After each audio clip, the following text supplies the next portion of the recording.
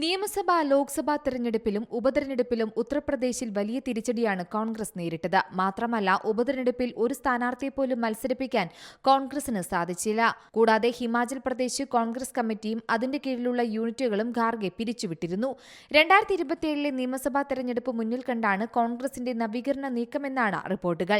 അതിന്റെ ഭാഗമായിട്ടാണ് ഉത്തർപ്രദേശിൽ മുഴുവൻ കമ്മിറ്റികളും പിരിച്ചുവിട്ട് കോൺഗ്രസ് ദേശീയ അധ്യക്ഷൻ മല്ലികാർജ്ജുൻ ഖാർഗെ ഉത്തരവിറക്കിയത്. സംസ്ഥാനത്ത് പാർട്ടി ശക്തിപ്പെടുത്തുന്നതിന്റെ ഭാഗമായാണ് കമ്മിറ്റികൾ പിരിച്ചുവിട്ടത്.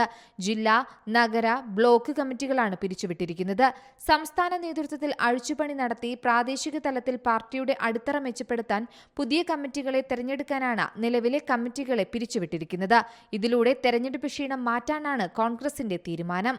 National desk, Zee Malayalam news.